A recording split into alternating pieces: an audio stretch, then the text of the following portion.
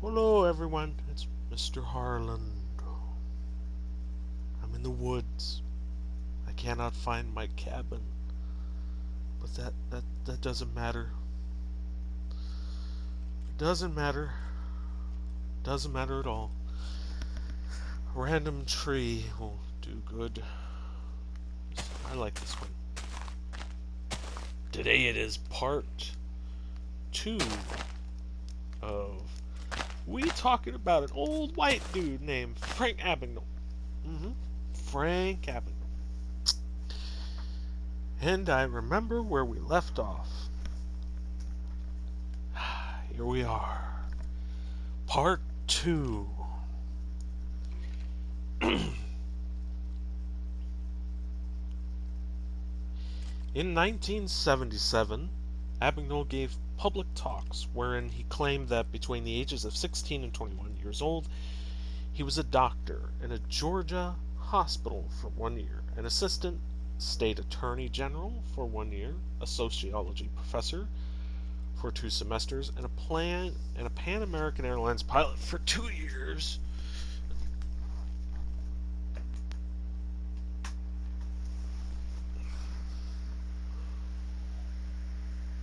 For 2 years in addition, Abagnale claimed that he recruited this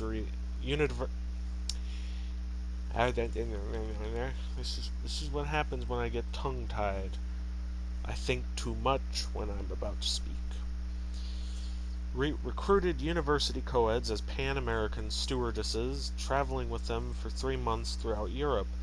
He also claimed he eluded the FBI with a daring escape from a commercial airline toilet bowl while the plane was taxiing at the John F. Kennedy International Airport in New York. Ugh, he must have been covered in poop. Ooh. In 1978, Abagnale told a Honolulu Advertiser reporter that he was familiar with the toilet apparatus, squeezed himself through the opening, swung down through the lower hatch, landed on the pavement, ran across the runway, and hailed a cab. Abagnale claimed he moved the sewage container aside and that no one heard a thing. I took off running. I thought they were right behind me. What I didn't know was that the door was spring-loaded, and when it slammed shut, the whole assembly fell back into place.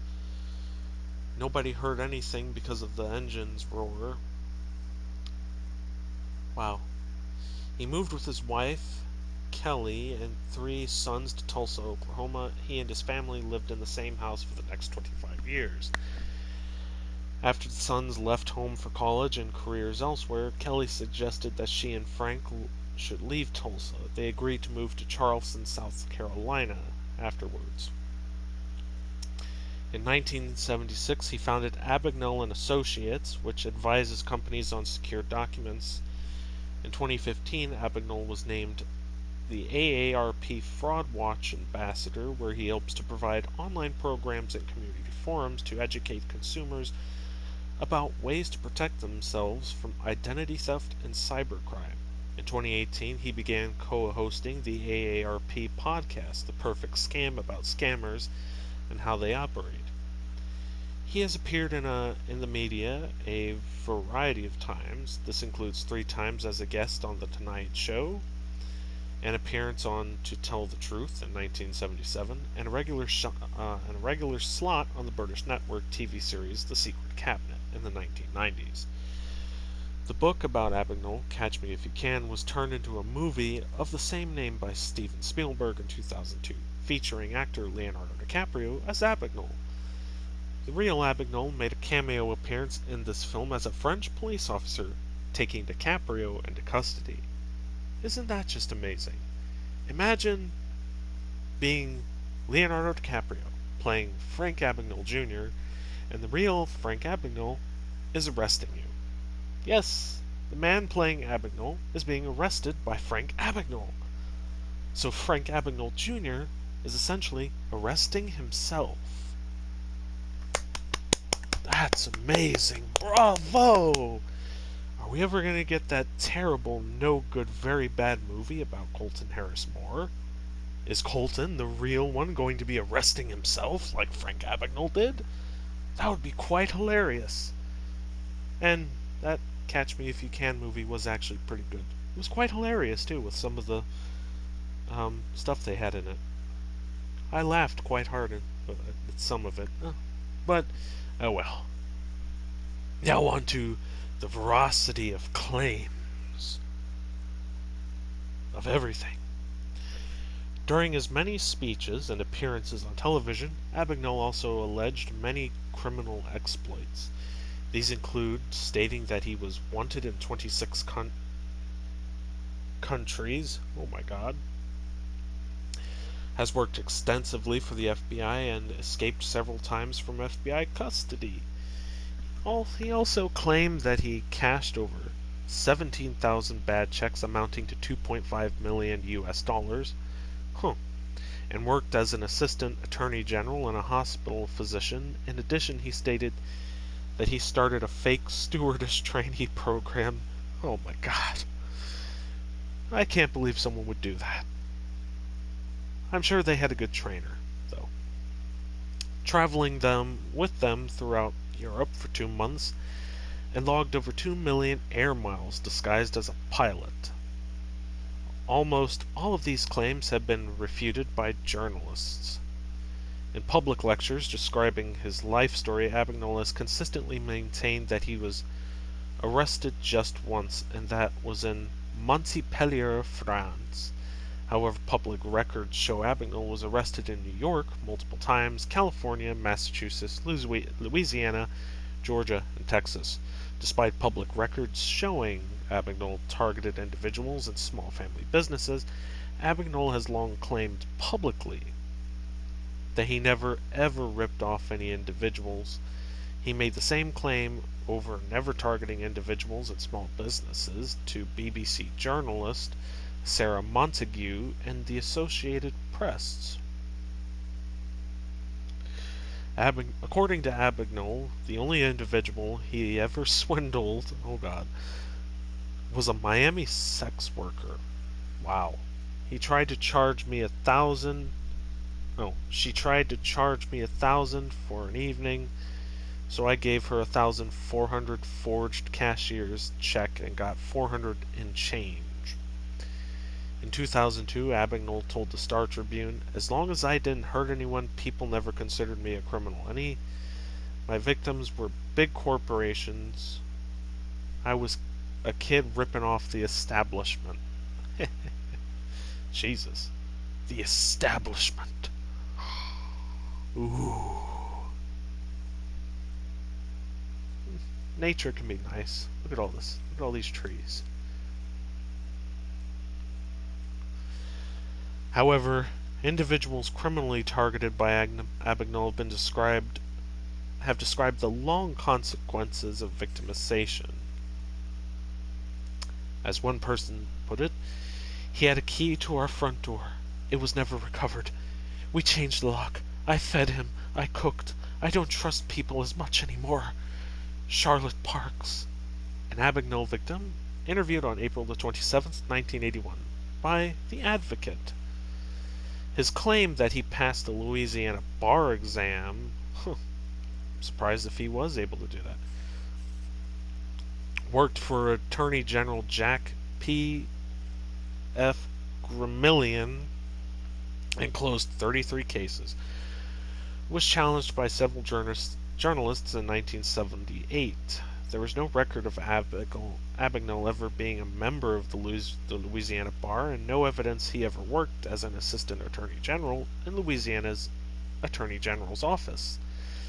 In 1978, the Louisiana State Bar Association reconciled all of those who took the bar exam and concluded that Abagnale never took the exam using his own name or that of an alias.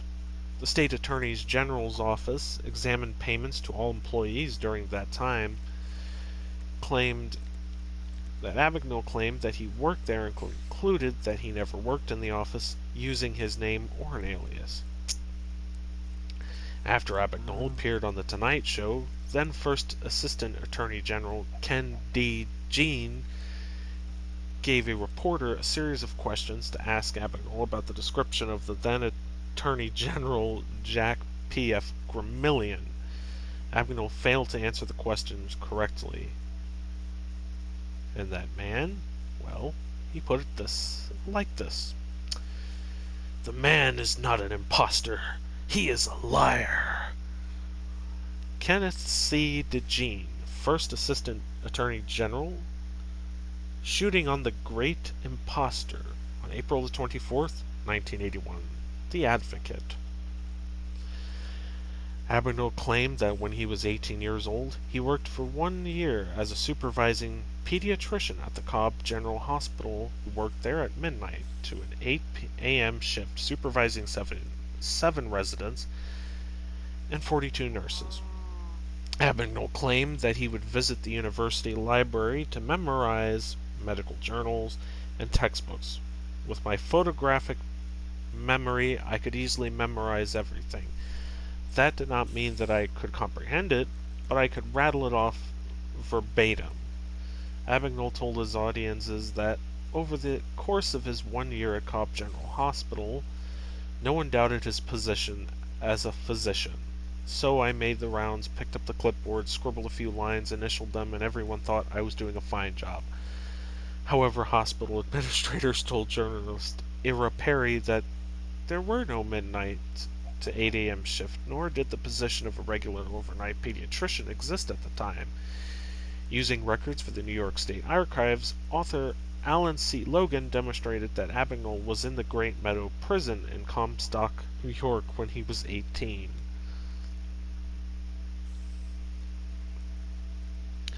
Abagnale's claim that he impersonated a doctor is not entirely without merit. However, on the University of Arizona campus in 1970, he stated that he was a pilot and a doctor, according to Paul Holzen, who was an older university student, licensed commercial pilot at the time.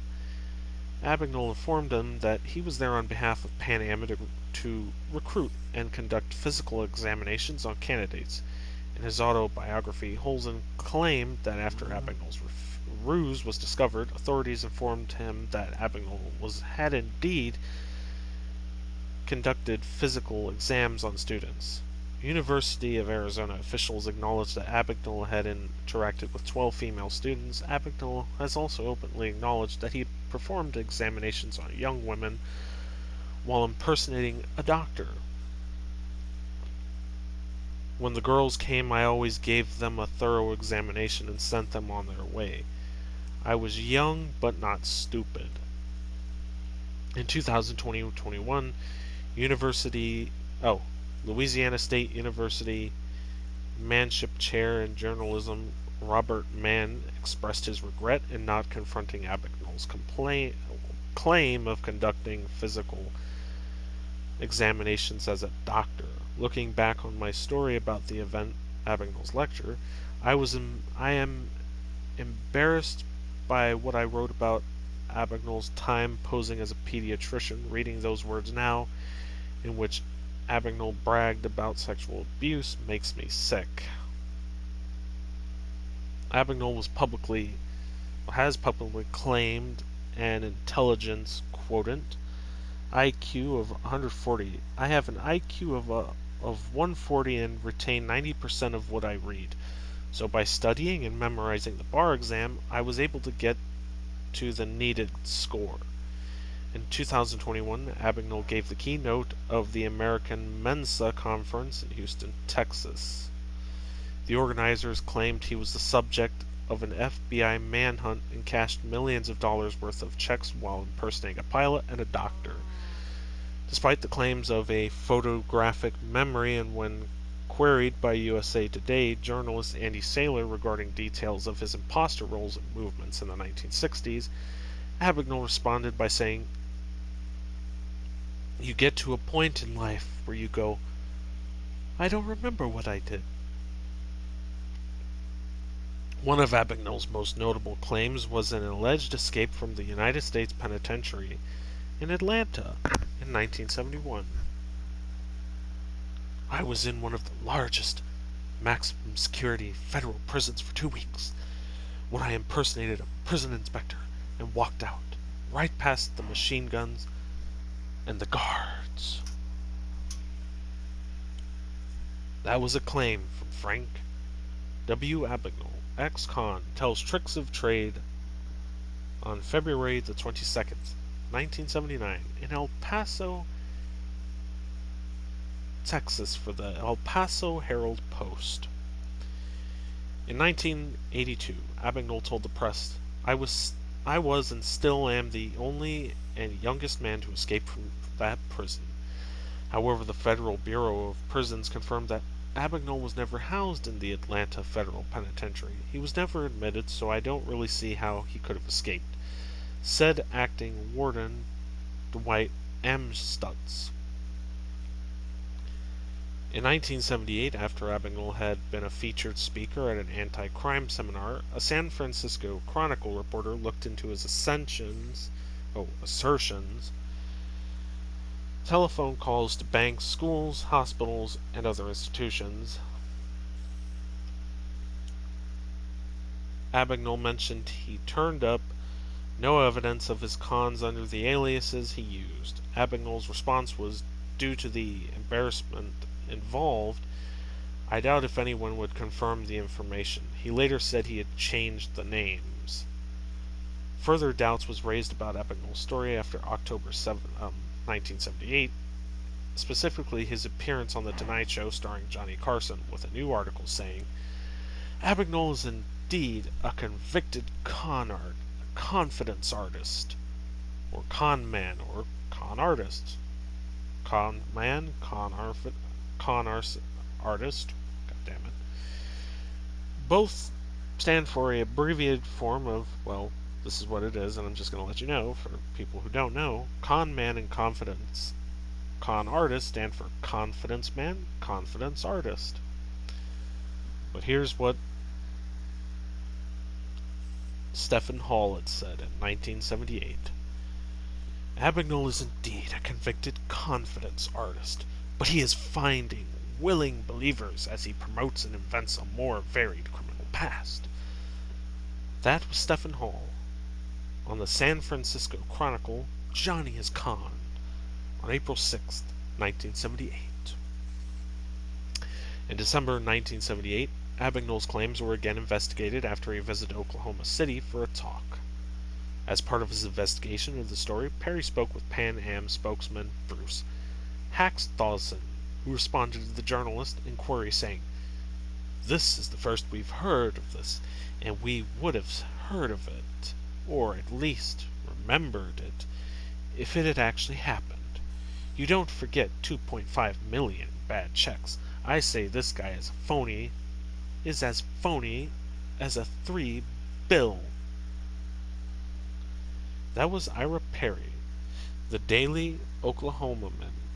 Inquiry shows reformed con man hasn't quite yet.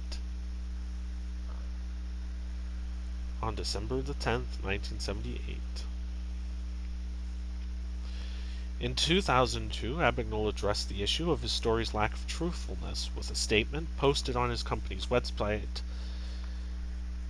which said in part, I was interviewed by the co-writer only about four times.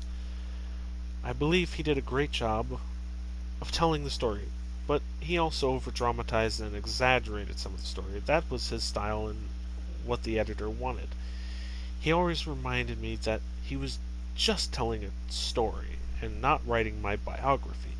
However, Abagnale made the primary claims of working as a doctor for a year, an attorney for a year, a PhD professor, and his several escapes on national television in 1977 on the To Tell the Truth and The Tonight Show, starring Johnny Carson, which predated the 1980 autobiography by several years.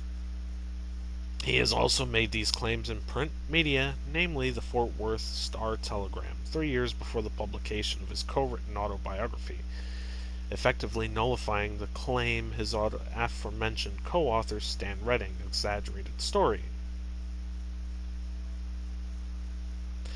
In 2002, at the Catch Me If You Can film premiere, Abagnale conceded to journalist Andy Seiler of USA Today that the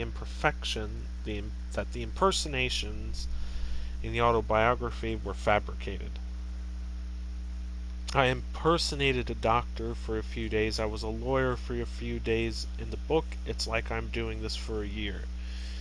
Despite this admission in public speeches, Abagnale would return to his claims of long-term impersonations of a doctor for working for a year as an attorney.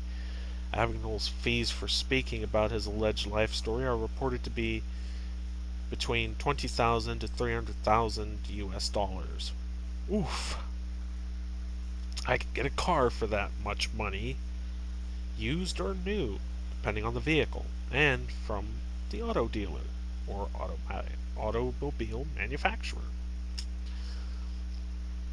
In 2006 KSL, journalist Scott Hawes challenged Abagnale with his claim that he worked as a PhD holding sociology professor at Brigham Young University for 2 semesters.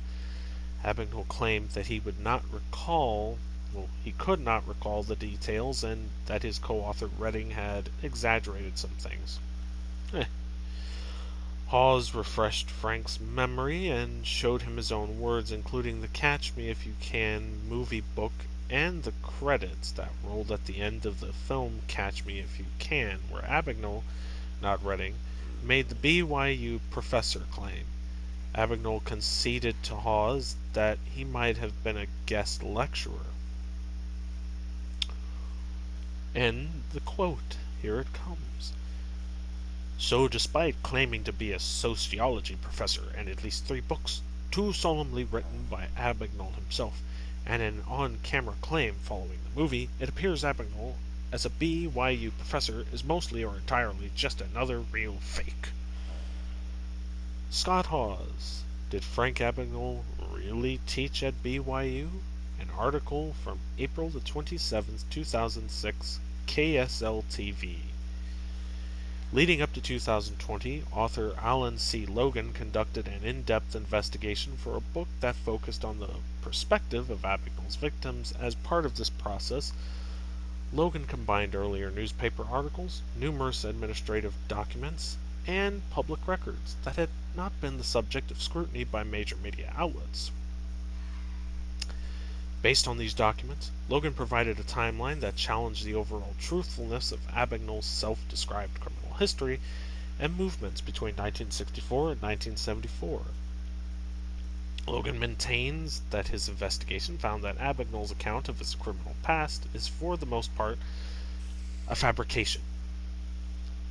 Using records from the New York State Archives, Logan showed that Abagnale was in Great Meadow Prison in Comstock, New York, between the ages of 17 and 20, as inmate number 25367, the time frame during which Abagnale claims to have committed his most significant scams. Logan's investigation uncovered numerous petty crimes that Abagnale has never acknowledged. Various media outlets have asked Abagnale to respond to Logan's book content, which included victim statements and citations to publicly accessible records. Abagnale has responded by stating that the book is not worthy of a comment. Of course it's not worthy of a comment. He's an old man nowadays. Let him rest. Besides, he's probably watching a New York Giants game or a Yankees game on that television of his. Or a Rangers game. I don't know what the hell he watches. But he's watching something, so let him rest. He's probably a Giants fan anyhow.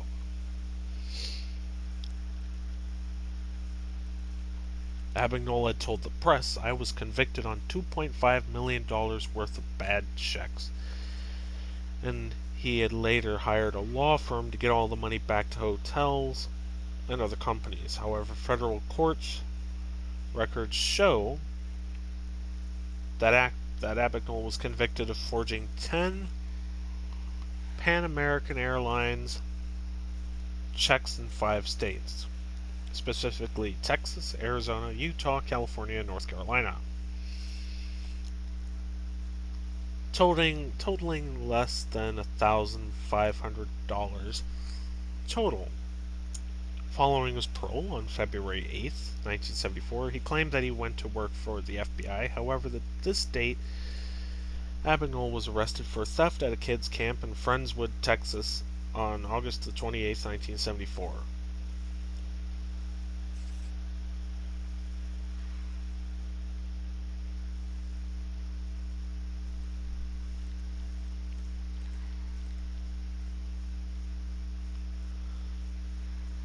Talks with Google. Concerned about potential misinformation and disinformation relayed by Abagnale, in August 2022, Google disabled all comments and added a disclaimer to Abagnale's Talks at Google, which now states, Disclaimer: Google does not endorse or condone the content contained within this video, nor does it lay claim to the validity of the action described herein. The following is presented unaltered as it was recorded on November the 27th, 2017, and remains on the Talks at Google YouTube channel for historical purposes.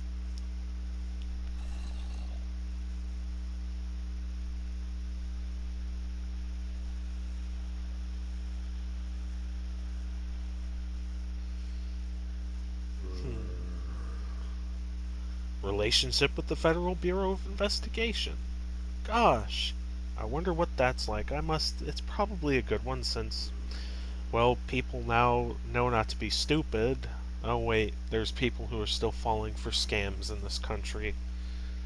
Gosh, it's a good thing Frank Abagnale Jr. is probably watching a New York Giants game right now, because it appears the general public has not learned anything about scams. One of Abagnale's most controversial claims is his relationship with the FBI in 1977. When Abagnale began claiming 5-year uninterrupted life on the run involving multi-profession imposter scams, he did not claim to work for the FBI. He did, however, leverage the names of FBI personnel to bolster his new biographical claims. In 1978, journalist Ira Perry determined that Abagnale and his publicist were giving out the names of FBI agents to any party that asked for references or verification of his claimed biography. In particular, they gave out the name of Robert Russ Frank, who they claimed that was the former Atlanta agent who knew all about Abagnale. When Perry contacted Frank, who had just retired as head of the FBI's Houston division, he had never worked in Atlanta, Frank told him. And he told him this: That damn Abagnale uses my name all over the place, but I've never met the guy once. Robert Russ Frank, speaking to the Daily Oklahoman, inquiry shows reformed conman hasn't quit yet. This was from December 14th, 1978. Frank informed Perry that he had only heard about Abagnale through people attempting to verify his biographical claims. Gee, I want to get complaints mixed with claims. God damn it. Whether they were true or not. Perry also interviewed Eugene Stewart, a retired FBI agent who was in charge of the Atlanta division when Abagnale claimed he was a pediatrician in the suburban Atlanta area, who at this point was a Delta Airlines chief of security, informed Perry that Abagnale was just a low-level criminal. It's more of a harassment than anything else, said Stewart in addition. Stewart noted that Abagnale had been using a Delta Airlines uniform to cash bad personal checks in Texas after his 1974 parole. Wow.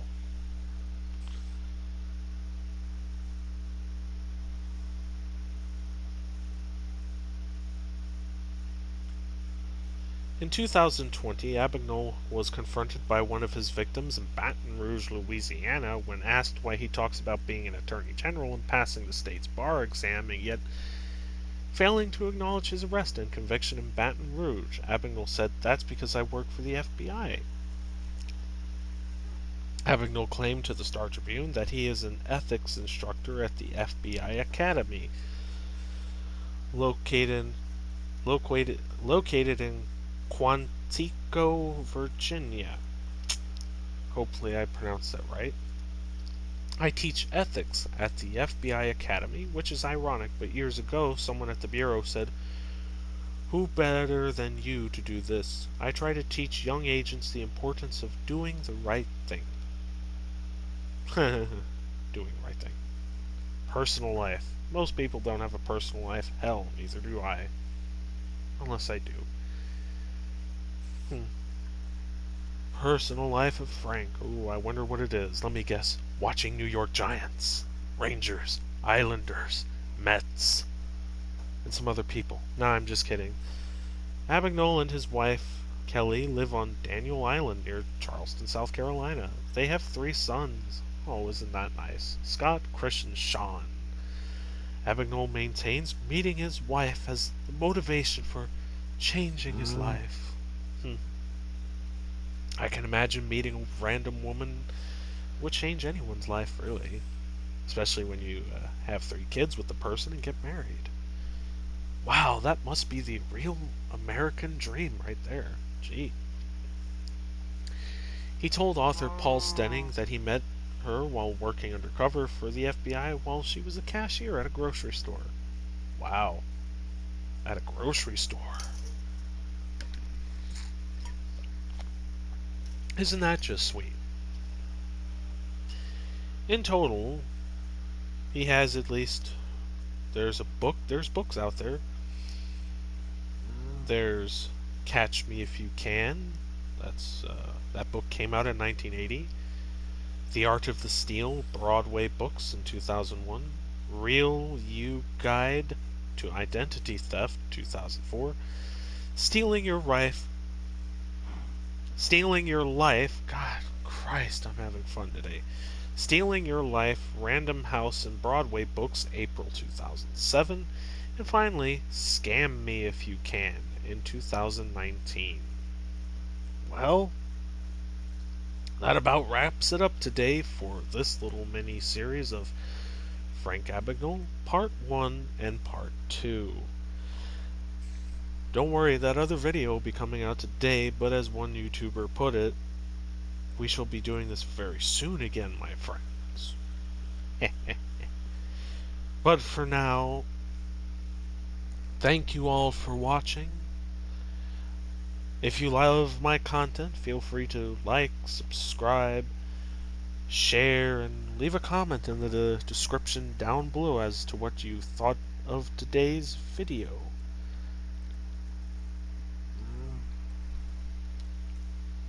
But in October, those who live in Missouri will all be together. God damn it. We'll all be together again at the Enterprise Center and on television, sitting at home watching the Blues. Spanking Frank Abagnale's teams. Islanders and Rangers. Let's go Blues. See you next video. Goodbye, everyone.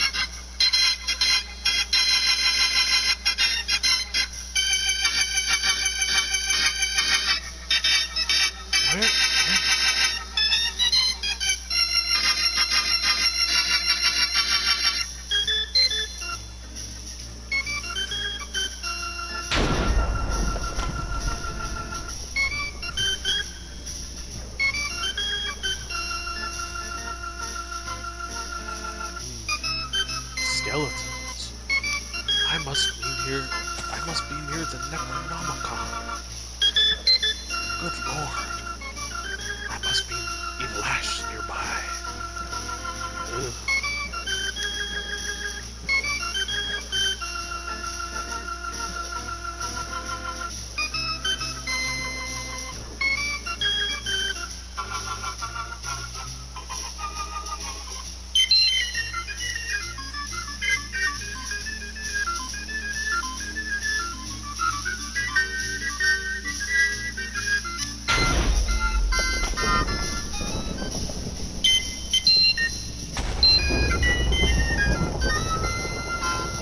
Where's my cabin? Where's my wooden cabin?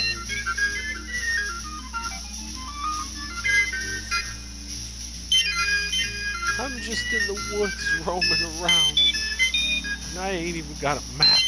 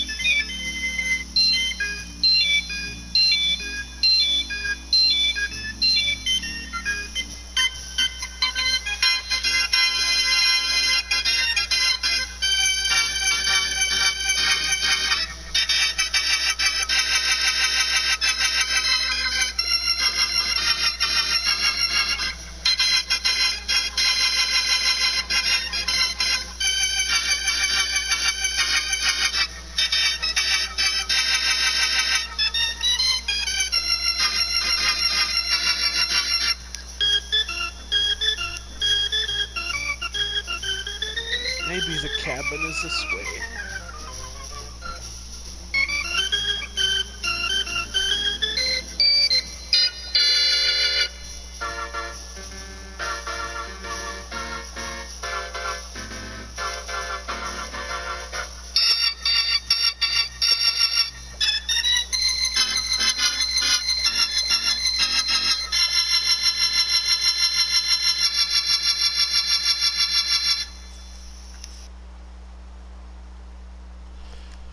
Well, that got me nowhere. I'm on a road to nowhere. Where the hell's my wooden cabin?